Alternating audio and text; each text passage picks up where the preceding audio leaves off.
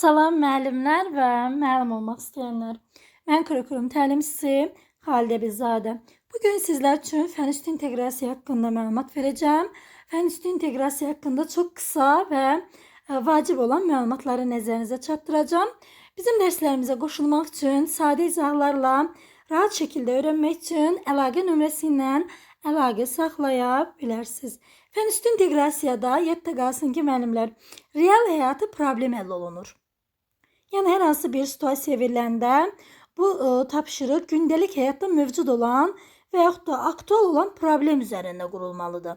Bu da təbii ki, şagirdin problemi həll edib real həyatı bacarıqları qazanmasına kömək edir.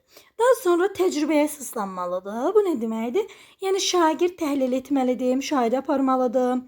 Yəni öz qərarlarını həmçinin sərbəst şəkildə verməlidir. Bu kimi də bacarıqlar öz deməli əksini tapmalıdır.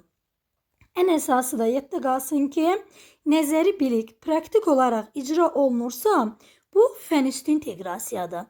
Deyək ki, misal üçün texnologiya dərsindən elə deyim, müəllim şagirdlərə meyvə ağaclarının əkilmə texnologiyasını keçir nəzəri olaraq. Praktik olaraq aparın məktəbin həyətində ağac əkilirsə, bu olur nə? Fen üstü inteqrasiya. Artıq bu hərəkət icra olundu, yerinə yetirildi.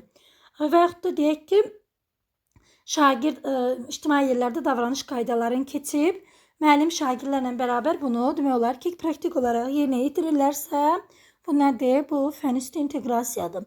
Yox, əgər hər hansı plan hazırlamaqdan, xəritə hazırlamaqdan, hər hansı bir təsəvvürdən, beynimizdə canlandırdığımız nəysə qurmaqdan, layihələndirməkdən söhbət gedirsə, yəni beynimizin məhsulu, nəzərdə tutduğumuz, yəni fərziyyələrimiz, yəni planlarımız, bunlar hər biri fen üstü inteqrasiya deyil.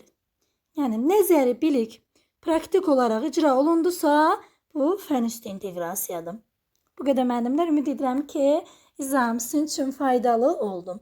Bəyəndinizsə kanalımıza abunə olmağı və bildirimləri açıq saxlamağı unutmayın. Sağ olun, uğurlar.